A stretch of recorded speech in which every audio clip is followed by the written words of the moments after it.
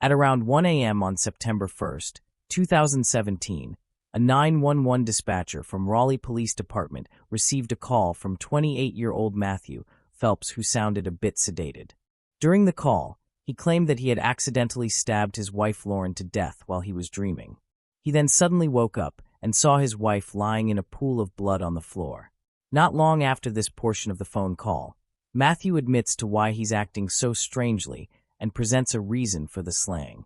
Raleigh police arrived at Matthew's Patuxent Drive home in Raleigh just seconds after the 7-minute call. Matthew's wife, 29-year-old Lauren, was lying motionless on the floor. A blood-soaked knife was on the bed, and the cough medicine was laid out on the bathroom counter, supporting his claim for taking cough medicine. Though Lauren exhibited no signs of life, paramedics still took her to the hospital, where she was pronounced dead. Detectives were confused about whether it was a tragic accident or a planned murder, but they brought Matthew in for further questioning. The results of the autopsy performed on Lauren's corpse revealed gruesome details. Her body suffered 23 stab wounds. 44 of those were around her face, and the rest were on her head, neck, and arms. Although there was no doubt about who was responsible for Lauren's death, detectives were torn between the theory of her demise being a tragic accident or a planned murder. Hundreds of pictures on their social media accounts represented the couple's contented life together. Matthew did not have any criminal record. From the outside, they were a happy-go-lucky couple who had it all. The cough syrup theory could not be immediately discounted. After all, cough syrups, when taken in a high dosage, can cause euphoria, delusions, and dissociative phenomena, which often result in people acting strangely. In order to solve the mystery of this killing, investigators began to dive deep into the couple's history. Lauren Ashley Nicole Hugelmeyer was born on June 9, 1988 in Los Angeles County. In a tight-knit and religious family, Lauren had a picture-perfect childhood along with her 2 siblings, older sister Beth and younger sister Brianna. Lauren was known as an all-around happy person. She was known to be hardworking and studious. In February 2007, Lauren graduated from Swain County High School in North Carolina. Afterward, she graduated college with a degree in business administration and management in February 2011 from Appalachian State University. After completing her studies, she worked as an auditor at Quintiles. She also started her own business, selling Scentsy products. She was very passionate about Scentsy, and her Facebook page was filled with photos and videos about her side business, including trips she took with others who sell the Scentsy products. Aside from that, Lauren was also an active member of Hope Lutheran Church and worked as a Sunday school teacher as part of her work with the church's children's and youth ministries. In her mid-20s, Lauren reconnected with one of her old classmates from middle school, Matthew Phelps. The two lost touch in high school since Matthew transferred and Lauren's family eventually moved to Raleigh, North Carolina. While Lauren grew up in a loving home, Matthew had not been so fortunate. Matthew did not have any close bonds with his family. He was primarily raised by his grandparents because his parents neglected their responsibilities. His parents separated after his birth. While his biological father was entirely absent from his life, his mother was also rarely around. His mother remarried a few times, but Matthew never formed a father and son-type bond with any of his stepfathers. His grandparents tried their best to provide him with love and care, but there was not enough to fill the vacant place in his heart. This dynamic may have been what caused him to start acting out from an early age. Whether his living conditions affected his mind or not, Matthew started hanging out with the wrong crowd and began abusing drugs and alcohol in his high school years. Matthew and his friends were known to have often consumed quercetin, the same medicine that he was now claiming to have taken before attacking his wife. High amounts of quercetin caused a high which Matthew and his friends took advantage of. This addiction began to spiral out of control, and as a result, Matthew's grandparents were eventually forced to take Matthew out of public high school and put him in a private Christian academy to try to get his life back on the right track. This worked well for Matthew. He started getting better grades in school and eventually graduated. He then attended the Clear Creek Baptist Bible College in Pineville, Kentucky, and seemed to have significantly improved from his early high school years to eventually graduating college in February 2011. It was Matthew who stumbled upon Lauren's photos and realized that they both knew each other. After hesitating for a bit, Matthew reached out to Lauren through Instagram. He liked every picture of Lauren that was ever posted. The two began catching up, and as such things often go, the texts soon transitioned to long late-night phone calls. Before long, both Matthew and Lauren fell head over heels for each other. The two began a long-distance relationship since Matthew was still living in Kentucky at the time. Despite living hundreds of miles away from each other, the relationship between them began to progress very quickly. It did not take long before Matthew made the effort to visit Lauren and Raleigh. Eventually, he moved back to North Carolina to be with her. Being so close to her family, Lauren was excited to introduce Matthew to everyone. Most of her family welcomed Matthew with open arms, trusting Lauren's choices. They saw him as a kind and well-behaved man who genuinely cared for their daughter. Lauren's mother, Lori, thought him to be the perfect fit for her daughter. However, Lauren's father, Dale, was skeptical about the relationship. Perhaps it was just a father's protectiveness for his daughter, or maybe a gut feeling. But as far as Dale was concerned, Matthew was moving way too fast and possibly hiding secrets from Lauren. Yet, he could not put his finger on what exactly it was about Matthew that gave him that uneasiness. He decided to set his feelings aside because his daughter seemed so happy. In time, Matthew became part of the family. Dale's suspicions were finally taking shape when Matthew dropped a bombshell at the dinner table during a visit to Lauren's parents' house for a game night. He confessed to having a failed marriage prior to dating Lauren, but refused to share any other details. This raised questions about his integrity and intention, as not only had he already been divorced at such a young age, but also he hid the fact for months into his new relationship. And more than words, it was his body language that looked sketchy to Lauren's family. Nevertheless, Lauren loved him with all her heart and didn't seem to mind any of his actions, so the family offered their support when they progressed to the next step in their relationship. The couple finally got engaged in February 2015. The engagement party was remembered as one of a kind by her family and friends. Matthew's mother, whom the family described as problematic, did not really like Lauren. She even went to the point of purposefully wearing a white dress to the wedding to make her feelings known. However, the event went off without a hitch, and the couple tied the knot the following year. The pair incorporated the Star Wars theme in their wedding, since they were both huge fans of the franchise. Both Lauren and Matthew seemed to be on top of the world as they started their new journey together. For Lauren, married life was a dream come true. She had her own house, a job that she put all of her efforts into, and a husband who always knew how to make her smile. However, the dream marriage soon began to transform into an ugly reality as Matthew began to show his true colors just a few months into their marriage. Matthew was having a hard time finding jobs, and when he did find a job, he'd soon leave the job with little to no explanation. In addition to that, he idly spent most of his time playing video games while Lauren had to work multiple jobs to run the household. According to Lauren's family, whom she often confided in, this put a strain on their finances. But that wasn't the only factor putting financial strain on Lauren. Matthew was overspending on fancy electronic gadgets and gaming equipment, while Lauren was focusing on tightening their purse strings. He spent $1,200 on iTunes and Xbox subscriptions for his video gaming. He'd even go to the extent of stealing money out of Lauren's purse if she ever refused to pay for his frivolous lifestyle. Lauren had approximately $10,000 in her bank account before getting married to Matthew, but by the time of her death it had dwindled to only $1,000. There were other problems in the relationship besides just Matthew's spending habits. While visiting Matthew's family home with them 6 months after the couple got married, not only did his mother give Lauren the cold shoulder, but she and Matthew fought the whole time. She felt like an outcast in their home. Naturally, the reasons behind most of the fights were in regard to Matthew's money-spending habits, which prevented them from pursuing things they wanted to do together. As mentioned earlier, the couple was a big fan of Star Wars, and they were trying to save money for a trip to Disney World.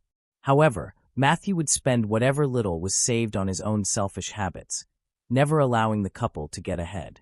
Additionally, Lauren was suspicious that Matthew had had an extramarital affair with their neighbor, whom Matthew regularly spent time with.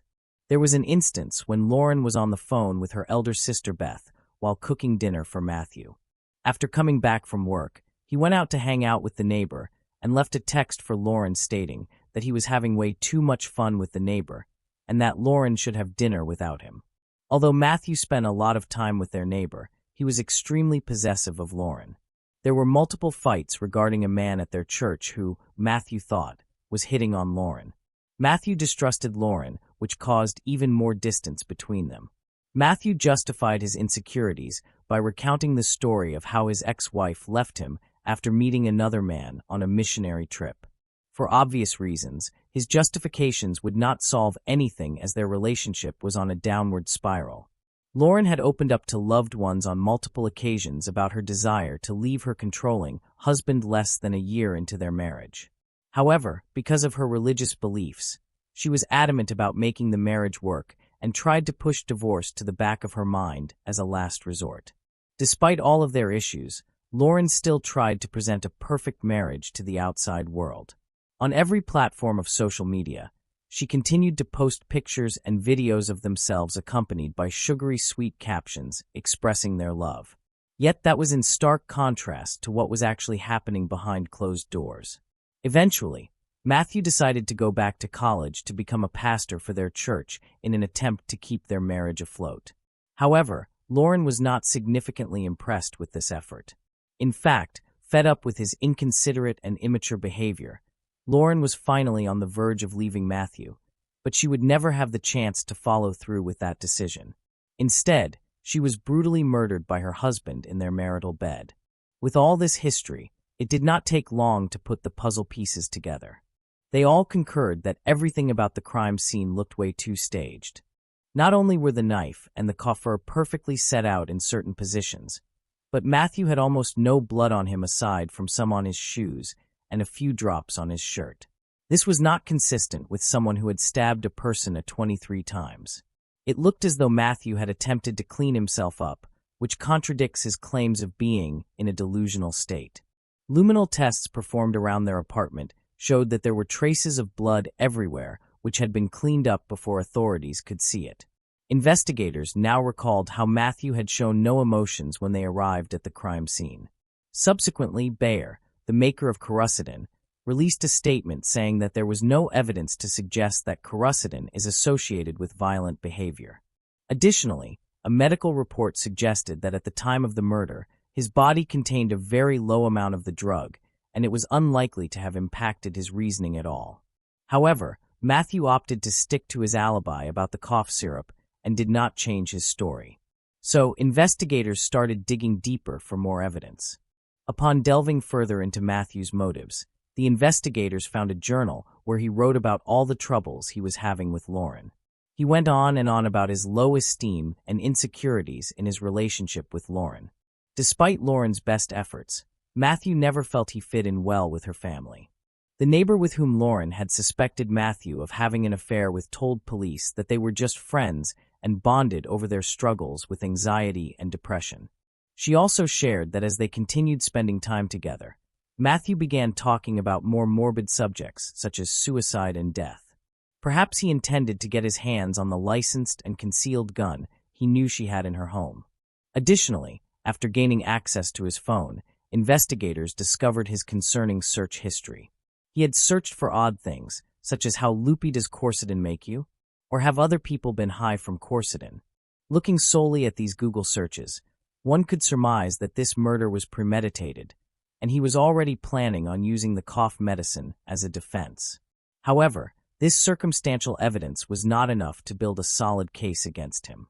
Yet soon another discovery came to light. Matthew had a secret Instagram account at Marty_Radical where he posted dark images from the movie American Psycho and pictures of him dressed as Patrick Bateman, the lead character of the movie. Apparently, Matthew was obsessed with serial killers and expressed to a friend that he was curious about what it would feel like to kill someone. Right before he murdered Lauren, he posted an Instagram photo with a caption saying, "Everyone thinks I'm a serial killer. # found an angel to kill." The account contained numerous posts that discussed the devil and demons. Finally, it was time to bring the matter to trial. Prosecutors were confident that they had enough evidence to implicate Matthew and his wife's intentional murder.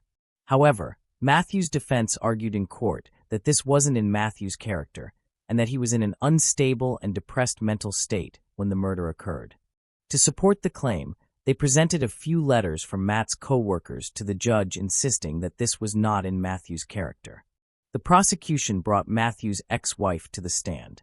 Contradicting Matthew's previous claims of her cheating on him, she revealed that it was Matthew who cheated on her multiple times throughout their marriage. Like Lauren, she seemed to have similar issues in her marriage to Matthew. These included Matthew not working, spending way too much money, and not contributing anything to their dreams together, which ended up causing the separation. Matthew ultimately accepted a plea deal and pleaded guilty to first-degree murder to avoid the death penalty he was initially facing. In completing guilty to one offense, that's the offense of first-degree murder. It is a felony that carries the maximum penalty of death or life without the possibility of parole. Do you understand that? Yes, sir. Do you personally plead guilty to the charge I just described? Yes, sir. And did you, in fact, murder your wife, Lauren Hugelmeyer Phelps, by stabbing her multiple times? Yes, sir. The matter finally came to a conclusion on October 5, 2018, when Matthew was sentenced to life in prison without the possibility of parole. After sentencing, Matthew read an apology to Lauren's family. "I'm sorry that I took away Lauren's life, a life that was deeply connected to so many people." However, his apology fell on deaf ears as her family said that it meant nothing to them. They shared in a statement, "He was luring all of us into a trap by taking advantage of our kindness and generosity. We never once thought Lauren was in danger." To this day, Lauren's family feels a sense of blame for not intervening when they knew the relationship had taken a turn for the worse. To help others like their beloved Lauren, they've put together an organization called Lauren's Light, which raises awareness for abusive relationships and domestic violence. Moving on to the next case. Arushi Talwar was born on May 24, 1994 to her loving parents Dr. Rajesh and Dr. Nupur Talwar. Both parents were dentists who practiced at a clinic they shared with another dentist couple, as well as the Fortis Hospital, where Rajesh was the head of the dental department. Additionally, Dr. Rajesh also taught at the ITS College of Dentistry. All those who knew Arushi described her as a kind, pretty girl who had many friends and was always happy and carefree. She was known to be a huge fan of the Bollywood star Shah Rukh Khan. When she saw him in a commercial, she would say to her friends, I wish I could jump into the TV and marry him right now." She was shy, but she did have one secret desire that she confided in friends. "I want to become famous." She was a student at the Delhi public school and was well loved by her friends in school who had nothing bad to say about her. At home, too, as the only child of the dentist couple, she was doted on by her parents. The Talwars seemed to be the perfect representation of a happy, loving family. Living along with them in their apartment in Sector 25 of Noida was Yam Prasad Banjati, better known as Hemraj, who was the live and domestic help and cook for the Talwars. He was not Indian but came from Nepal and belonged to the Darapani village in the Arghakongshi district. Everything seemed to be perfect in the life of Arushi and the Talwars. She was happy, doing well in school, and had many friends who loved her. Her parents' business was successful, and the family was fairly well off. It all seemed too good to be true. And it turns out it was. On the night of May 15, 2008, less than 10 days before Arushi's 14th birthday, a heart-wrenching tragedy struck the Talwar household, and it would never be the same again. A 14-year-old girl, Arushi Talwar, was murdered in the home of her parents. Her throat slit. May 15, 2008 was a normal day in the Talwar household by all accounts. Rajesh taught at the ITS Dental College from 8:45 a.m. to 3:30 p.m. before treating patients at his clinic till 8:30 p.m. Nupur treated patients at the clinic from 9 a.m. to 1 p.m. and then picked Arushi up from school at 1:30 p.m. and returned home to their apartment with her. They then were joined for lunch by Nupur's sister-in-law, Vandana, the wife of Rajesh's brother Dinesh. Nupur and Vandana left after lunch while Arushi remained at home. Nupur worked at Fortis Hospital from 4:30 to 7 p.m. before returning to the apartment around 7:30 p.m. Rajesh arrived home soon after around 9:30 p.m. and was dropped off by his driver Umesh Sharma. When Umesh came to the apartment at 9:40 p.m. after parking the car nearby to hand over Rajesh's bag and the keys of the car to Hemraj, he saw Nupur and Arushi at the dining table and Rajesh coming out of his room. He was the last person outside the home to see Arushi alive. After eating dinner, which Hemraj had prepared for the family, the Talwar stated that they went to Arushi's room where they gave her a Sony DSCW-130 digital camera as an early birthday present. And the courier had come in the morning. We had ordered a camera for her. Rajesh said, "No. Let's give it to her on the 24th. And I said, it's her birthday party. 3 days, she can take pictures." The camera had arrived by courier earlier that day. And despite Rajesh wanting to wait for Arushi's birthday to give it to her, he was persuaded by Nupur to present it to her that night as an early birthday surprise. Arushi took several photographs of herself and her parents, the last one being recorded at 10:10 p.m. Afterward, her parents retired to their room for the night, while Arushi remained in her own room. Around 11 p.m., Rajesh asked Nupur to go turn on the Wi-Fi, and because the router was in Arushi's room, she had to enter it again. According to Nupur, when she did, Arushi was fine and was reading Chetan Bhagat's The 3 Mistakes of My Life. Nupur says she returned to her own room after switching off the router. Around this time, Rajesh answered a call on the landline, which indicated the ringer was on. He then served some dentistry sites and his stock portfolio until 11:41 p.m., which was the last time his laptop showed internet usage. However, the last use of the internet router was at 12:08 a.m. At around midnight, and Mal, a friend of Arushi's, called her cell phone. When she didn't answer, he tried the house's landline, but again there was no answer, which was strange as Rajesh had used it only an hour ago when he answered his call. He then sent her a text message at around 12:30 a.m., but this never reached her phone. The exact events after this time remain unclear, and investigators are still unsure as to what exactly happened between 12 and 6 a.m. in the Talwar household. However, the events of the next morning have been very well documented. On the morning of May 16, 2008, the family's housemaid, Bharati Mandel, rang the doorbell of the apartment at around 6 a.m. She had only been employed by the family for about 6 days, and usually, Hemraj would open the door for her in the morning, as Nupur and Rajesh tended to sleep in a bit longer. However, this morning, no one opened the door, even when she rang the bell twice.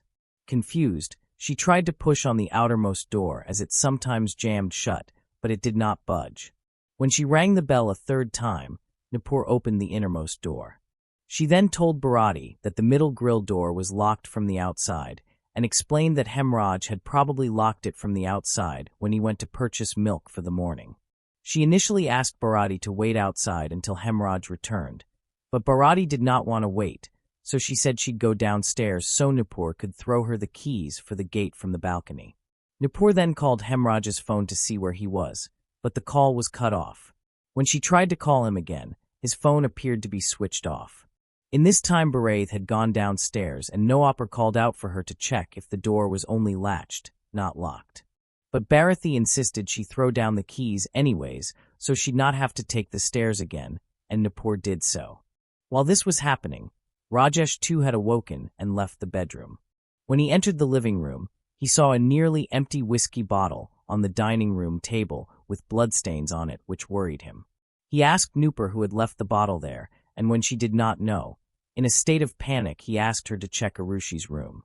The door of Arushi's room was self-locking and could only be opened from the outside with a key when shut. But that morning the door was left slightly ajar and unlocked. When they entered, what they saw left them shocked to their cores. Arushi was lying on her bed with her throat slit. There was blood on the bed, walls, and floor. Her body had been covered with a white flannel blanket, and a school bag had been placed over her face to cover the injuries on it. Rajesh started screaming in panic, while Nupur remained quiet in stunned silence out of the pure shock at what she was seeing. Meanwhile, Bharati returned to the outermost gate. She pushed it, and it opened without the key. She found that the middle door was latched but not locked. She opened the latch and walked in. On entering the apartment, she saw that both Rajesh and Nupur were in tears. Rajesh loudly accused the missing hemorrhage in front of her, exclaiming, "See what hemorrhage has done." She was then shown Arushi's body and room by Nupur, but did not enter it. Unsure of what to do and how to console the grieving parents, she rushed out of the house and informed the neighbors as to what had happened. The Talwars too called their family and friends to tell them of the tragedy that had befallen them. In all of this, the police were not informed until Punish Ray Tandon, a neighbor who lived one floor below the Talmars, asked the apartment security guard, Virendra Singh, to inform the police. The upstate police arrived at the house by 6:50 a.m. on the morning of May 16th, but by the time they'd arrived, the crime scene was in absolute chaos. Neighbors, close friends, and relatives had all arrived, having been called by the Talwars who told them of the murder. Over 20 people were present in the living area and the Talwars' bedroom. They had completely trampled upon the crime scene, destroying any and all traces of evidence that the police could have used in their investigation. Only Arushi's bedroom had been left vacant, and this is where the most evidence would be recovered from. The two officers who led the investigation that day were investigating Officer Dadaram Nanya and Superintendent of Police Mahesh Mishra. However, the state police made a crucial mistake. They failed to cordon off the crime scene and did not ask all of the additional people to leave immediately. Many people were still roaming in the apartment freely. Additionally, around 8 a.m., a large number of reporters and media persons arrived at the apartment, having heard about the murder that had taken place in the affluent neighborhood. In a shocking display of negligence, the police failed to keep even the media off the property, and they too were present in the apartment when the forensic team later arrived. According to the CBI team, 90% of the evidence at the crime scene was destroyed due to the state police's failure to follow proper procedure in securing it. The fact that this case remains unsolved even today can, in some part, be blamed on these actions. Arushi's room was where the forensic team was able to gather the most evidence, as this room had not been disturbed by the outsiders and press as much as the rest of the house. Arushi's body was found lying on the bed covered with a white flannel blanket, and her own school bag had been used to cover her face. There was blood found on her pillow, the bed, the walls, the floor, and the bedroom door. However, no blood was found on the stuffed toys, the school bag, or the pink pillow that were all on her bed. All these items lay within range of the blood splatter area, but had no blood stains on them, indicating they were placed on the bed after her murder, probably by her killer. Her bed sheet was laid out smoothly, showing no signs of struggle. A circular watermark was found below her pelvic area on the sheet, but her visibly untied pajamas did not have any such wet patch. This indicates that the pajamas were likely pulled up after her body was wiped clean. As the forensics team scoured the house for any possible evidence, the police collected statements from the parents as well as some of the other individuals present in the house. In his statement, Rajesh adamantly blamed Hemraj for the murder. He even went so far as to tell the police to stop wasting time in the apartment and offered them 25,000 rupees to rush to Hemraj's native village in Nepal. From his statement, and due to Hemraj being missing, the police believed that it was an open and shut case, as a senior officer at the team told the Talwars. Their theory at the time was that he'd consumed the whiskey from the bottle on the table, and then in a drunken state had tried to enter Arushi's room to assault her.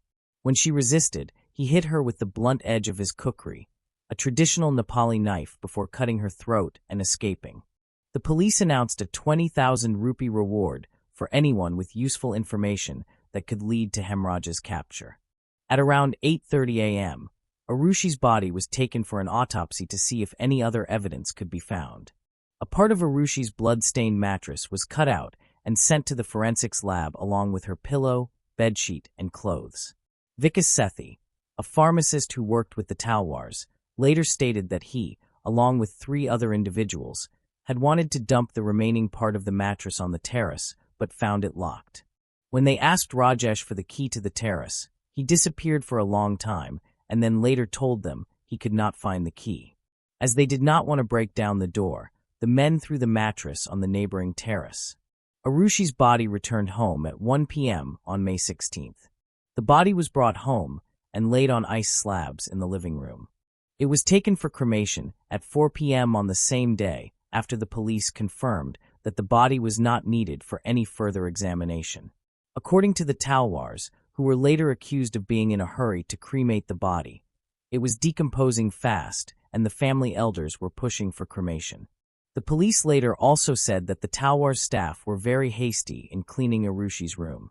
In the Talwars' defense, their pharmacist, Vikas Sethi, told the court that he had received permission to clean the house from the police personnel and a lady constable present at the crime scene.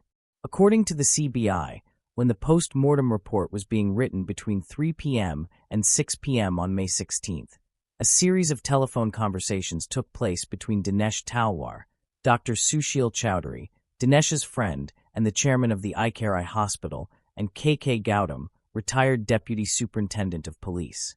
K.K. Gautam, while deposing at the CBI court later in February 2012, stated that Chowdhury had requested that he get any references to a sexual assault removed from the post-mortem report, but he refused to oblige. At the end of the day on May 16th, the police were sure that Hemraj was the murderer and believed that if they found him, they would have their man. They therefore neglected to look deeper into certain matters that they should have examined more closely. The next day, on May 17th, the Talwars left for Haridwar to immerse Arushi's ashes in the Ganges River as per the Hindu custom. While they were gone, visitors continued to pour into their household, which was being managed by Dinesh, to offer their condolences. One of these visitors was retired police officer K.K. Gautam, who had been asked by one of the couple's friends to come to the house.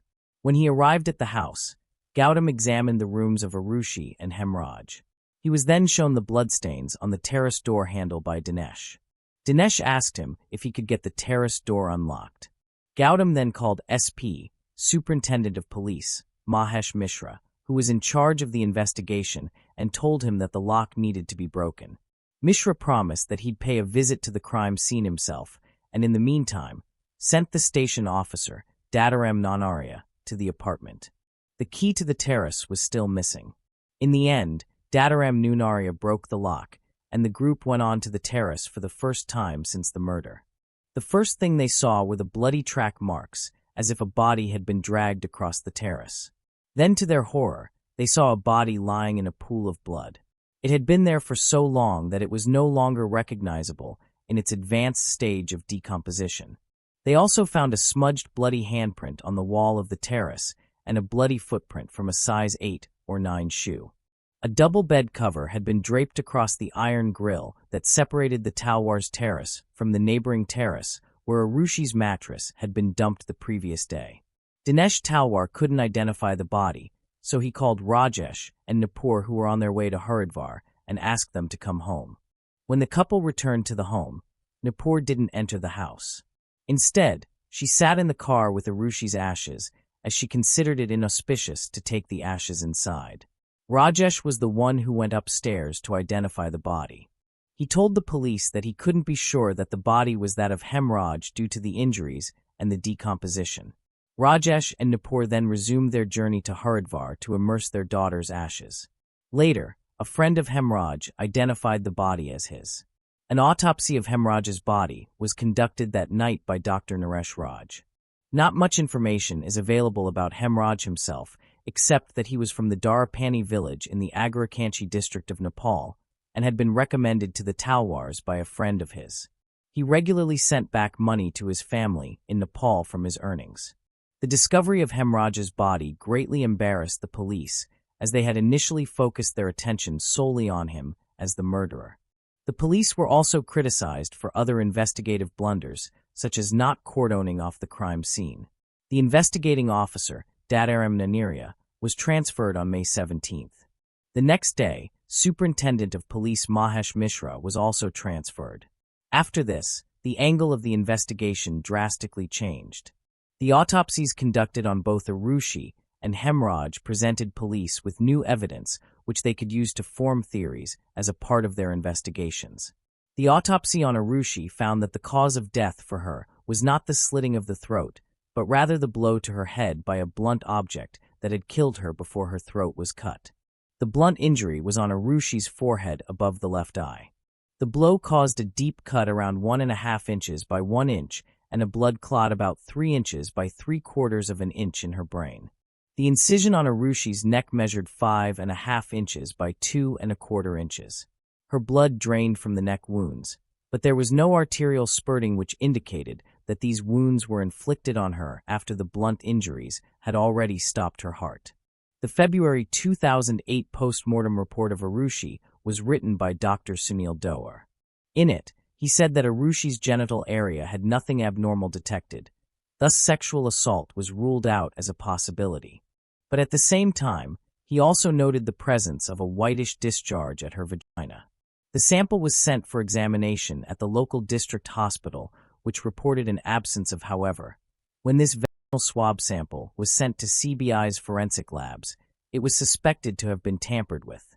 In a shocking discovery, it was discovered later that Arushi's vaginal swabs that were sent to be tested at the Center for DNA Fingerprinting and Diagnostics in Hyderabad did not match her blood samples, which basically meant that the swabs did not belong to her. The CBI conducted a raid on the Noida District Hospital only to find that Arushi's original medical file, her pathology reports, and autopsy findings were all missing, thus ensuring that vital clues that could have led to the murderer or murderers were lost forever. The CBI could not establish whether the sample was switched in the hospital or at the police station. Later in February 2012, Dr. Doar gave a different statement, saying that Arushi's privates were extraordinarily dilated, although they showed no signs of sexual assault. He also stated that her vaginal orifice was unduly large. The mouth of her cervix was visible, and the whitish discharge was only in the vagina, where it should have spread to the entire area.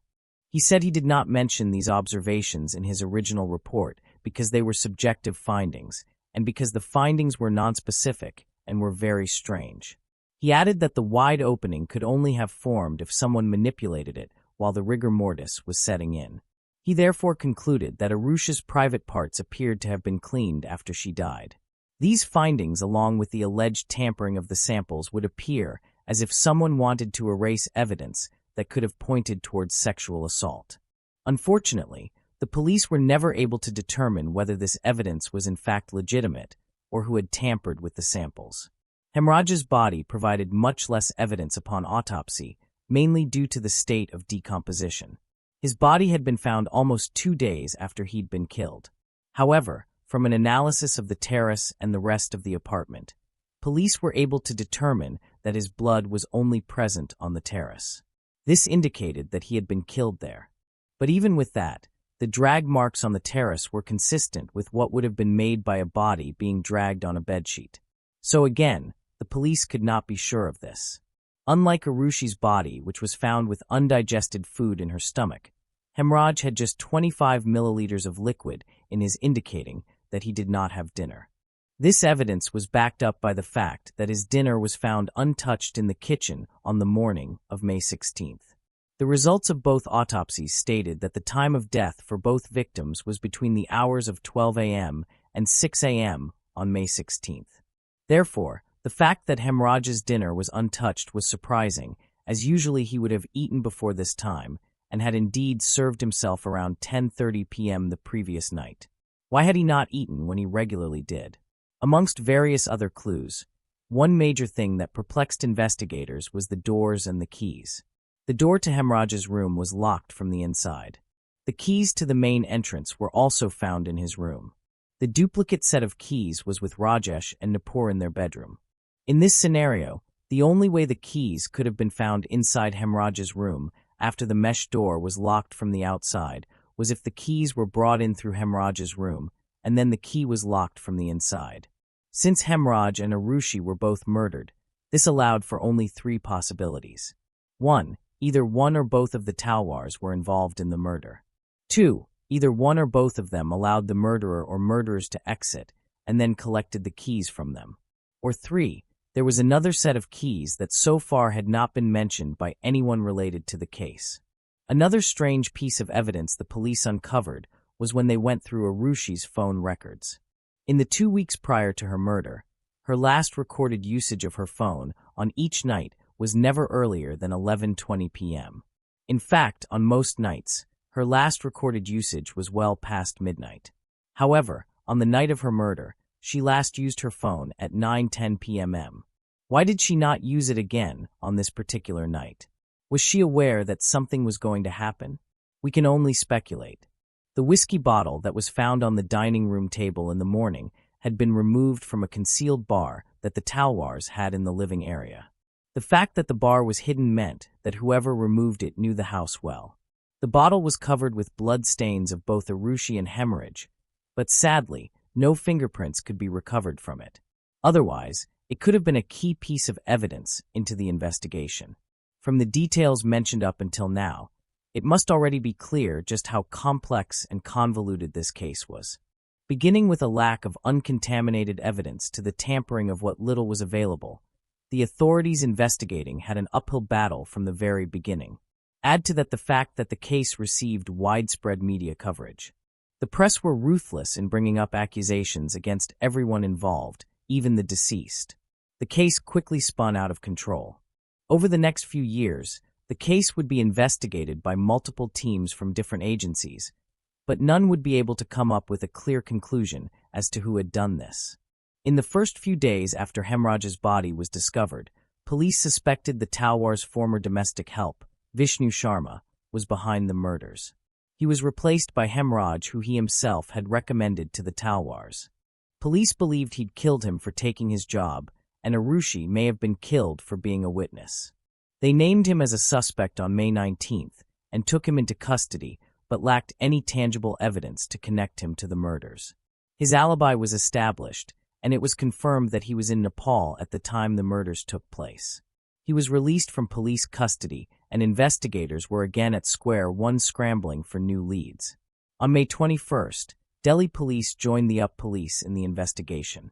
By this time, the police as well as the media had begun to suspect foul play on the parents' part for multiple reasons. This included the fact that Arushi's bedroom was right next to her parents', yet they claimed to have slept through the murders without hearing any noise. Another reason was that Arushi's room was generally locked from the inside, and the only key to it was by Noapar's bedside. Yet the morning after the murder, the key was in the living room, and they had no answer as to how it got there. Rajesh encouraging the police to pursue Hemraj before his body was discovered was thought to be a diversionary tactic by the police and only increased their suspicions.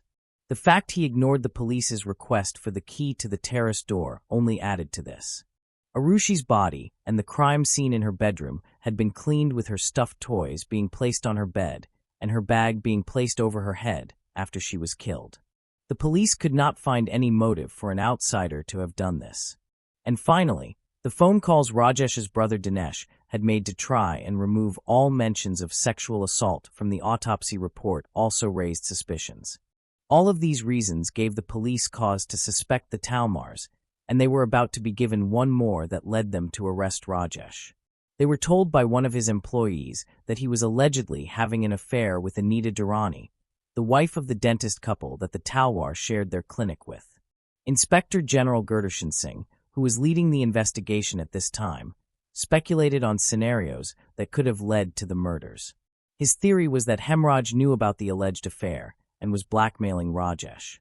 Rajesh took Hemraj to the terrace on the pretext of discussing the issue, but ended up killing him. Arushi was a witness to this act and also objected to her father's affair, and she was killed to ensure her silence.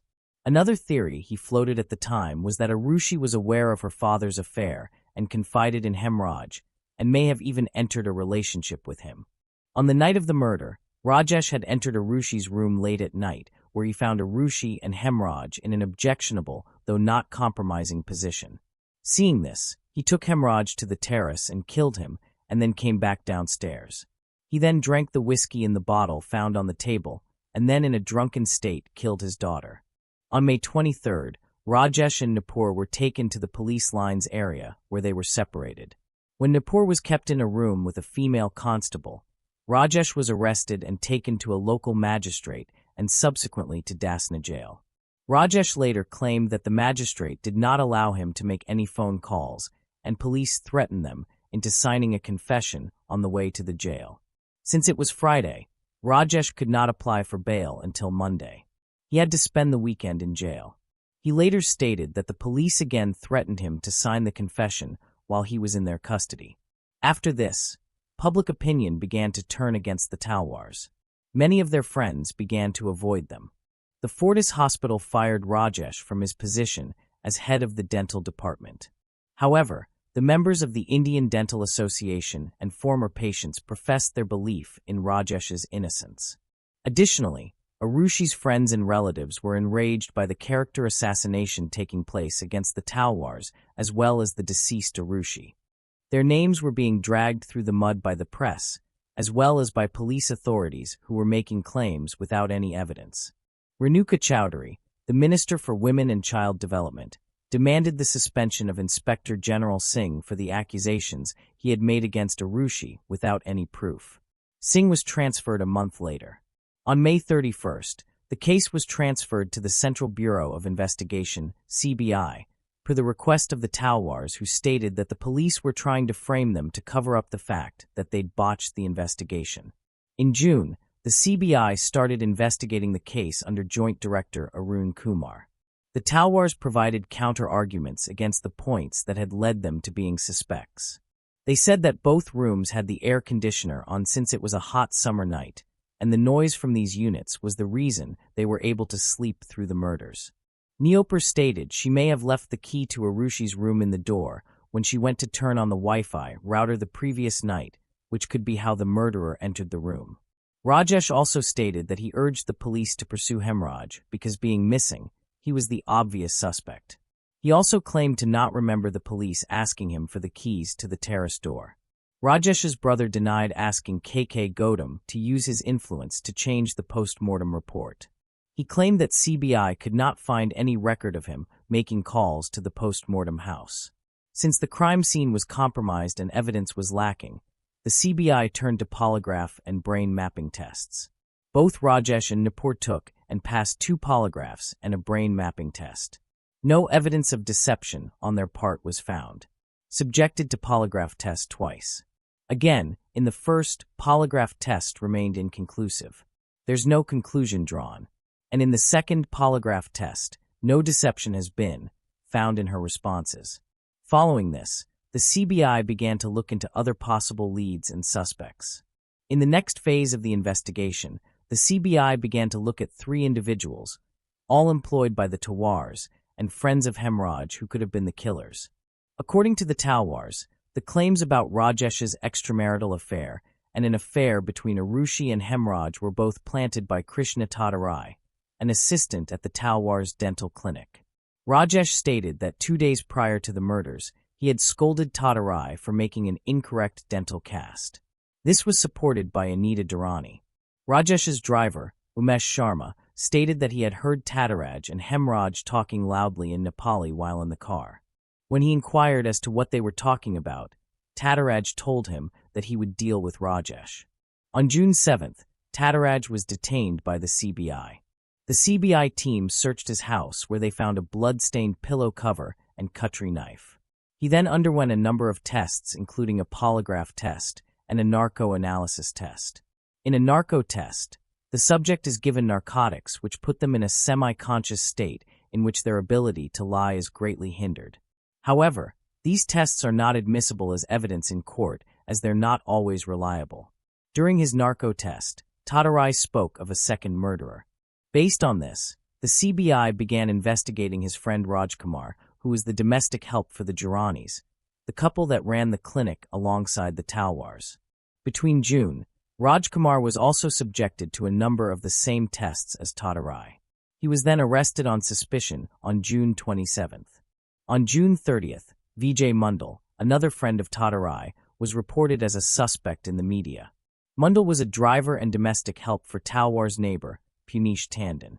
Hemraj, Tadarai, and Rajkumar were all of Nepali origin and had been recruited through Vishnu, the ex-servant of the Talwars who was the initial suspect in the case. On July 9th, Rajkumar was put through a second narco-analysis test, and the next day the media reported that he had confessed to the murders. On July 11th, Vijay Mundal, who was already being investigated, was also arrested. That same day, lead investigator Arun Kumar gave a press conference in which he said the case was still unsolved, but it seemed like Tadaraj, Rajkumar, and Mandel were the prime suspects based on the narco tests. However, the narco tests on their own were not enough for conviction, as there were many differences between the statements the men had given during their respective tests. Tataraj himself had given 3 different versions of the story. Based on the statements of the men, the CBI built this timeline of events. Hemraj had invited all 3 to his quarters that night, and the men arrived around midnight. The 4 men started drinking beer. Tataraj spoke of his humiliation by Rajesh Talwar and expressed his desire to take revenge. Arushi's door was surprisingly unlocked that night. But from this point each statement was different in what they said had happened. Here's what the men said. In Rajkumar's version, Arushi threatened to expose what the suspect said about her father, so Tataraj took out his kukri and killed her. Then when the suspects planned to flee, Hemraj got cold feet and threatened to expose them. Tataraj and Rajkumar then dragged Hemraj to the terrace and killed him. After they destroyed the mobile phones of Arushi and Hemraj. In Tataraj's first version of events, he stated that he and Rajkumar had entered Arushi's room and tried to sexually assault her, and when she'd resisted, Tataraj himself took out his kukri and killed her. They then dragged Hemraj to the terrace and killed him because he was a witness. In Tataraj's second version of events, he stated that it was Rajkumar and Mandel who entered Arushi's room and tried to assault her. When she resisted, Mandel hit her on the head and Rajkumar slit his throat with a kukri.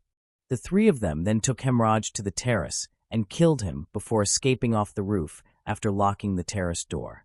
In Tataraj's third version of events, he stated that Rajkumar entered and tried to assault Arushi while he and Mandel followed him. When she resisted, Tataraj killed her with his kukri. Hemraj then got scared and threatened to tell the Talwars, so the 3 men took him to the terrace and killed him. The 3 of them then returned downstairs and tried to enter the Talwars' room, but found it locked. While these statements do perhaps indicate some form of guilt, the CBI could not use them as evidence and eventually had to release all 3 men for a number of reasons. Firstly, all 3 men had alibis. Tataraj's family and landlord confirmed that he was at home the night of the murders. Vijay Mundal's employer also confirmed that he was in his garage the night the murders took place. Rajkumar was the only one whose alibi was only confirmed till 12:30 a.m. on the night of the murders. Secondly, no physical evidence could be found tying the men to the scene of the crime. Their fingerprints did not match any lifted from the scene, and the bloody kukri found in Tataraj's room turned out to be animal blood, not human. And finally, the narco tests alone were not considered sufficient evidence to be used for conviction, as they were inadmissible in court. Additionally, Rajkumar's lawyer Naresh Yadav approached the National Human Rights Commission, NHRC, stating that the 3 men had been tortured by the CBI officers during the investigation. In January 2009, the CBI announced that they were ready to file charges against Tataraj, Rajkumar, and Mundal. However, in the absence of any hard evidence, they could not do so. Arun Kumar's time at the CBI ended in September 2009. A new CBI team was given the case that same month. This new team was headed by the SP, Superintendent of Police, Nilab Kishore. An additional SP, AGL Kaul, served as the investigating officer. The new CBI team looked at the entire crime again with fresh eyes. For them, the parents were once again the prime suspects. Apart from the oddities discovered in previous investigation into the couple, they also found some additional points of interest. Both doctors who conducted the autopsies on Arushi and Hemraj gave new statements containing new information. Dr. Dewar stated that Arushi's hymen was ruptured and her private parts appeared to have been cleaned. Dr. Naresh Raj stated that Hemraj's swollen private parts indicated the possibility of sexual intercourse. In October 2009, the CBI conducted another analysis of the crime scene based on the photographs that had been taken, and the analysis supported the theory that the crime scene had been cleaned and staged after the murders. Most importantly, the new team identified the weapon that had been used to inflict the blunt injuries as a golf club, specifically one of the clubs in the set owned by Rajesh himself. On October 29, 2009, the CBI asked Rajesh to send his golf set to them, and he complied the very next day, sending them over. The CBI later stated that the dimensions of the golf club bearing number 5 were identical to the dimensions of the injuries on the heads of both victims. It seemed they had found their murder weapon. But because it was over a year later, no evidence was found on the club to link it to the murders. Nelab Kishore once again questioned the Talwars in his Duraden office on May 18th and 19th of 2010. A few days later, a story appeared in the Pioneer newspaper stating that Arushi had been killed by Rajesh in an honor killing. This article quoted unnamed sources in the CBI. On July 21st, Rajesh asked the court to pass an order of restraint against the unethical and misleading information being published by the print media outlets. On December 29, 2010, the CBI filed a closure report recommending that the case be closed due to insufficient evidence, but naming Rajesh as the sole suspect. In the report, they stated that the parents were the only people who had a reason and ability to clean up the crime scene. They also officially cleared Tataraj, Rajkumar, and Mundal, stating that all three had alibis and there was no evidence linking them to the crime. They ruled out any other outside intruders as there were no signs of forced entry, and an intruder would have no reason to clean up the crime scene and hide Hemraj's body. Finally, they stated the complete lack of physical evidence they had found at the crime scene as insufficient to continue the investigation. It was recommended that the case be closed for good. In January 2011, the Talwars filed a petition protesting the closure of the case with Rajesh as the sole suspect. However, their petition was rejected by the magistrate Preeti Singh of the Special CBI Court in Gaisbad. On February, she turned the closure report into a charge sheet and summoned Rajesh and Nupur as the accused to come and stand before the court. The Talwars petitioned both the Allahabad High Court and then the Supreme Court against being summoned and proceedings being initiated against them. However, both courts rejected their pleas. Their formal trial began on May 11, 2013. In the trial, the parents were accused of destroying evidence, misleading investigators, filing wrongful petitions to the court, as well as the two murders. On November 25, 2013, the Special CBI Court held Rajesh and Nupur Talwar as guilty for both murders along with the other charges that were leveled against them. The next day, on November 26th, they were sentenced to life imprisonment for the double murders. The Talwar family were outraged and called the verdict a miscarriage of justice.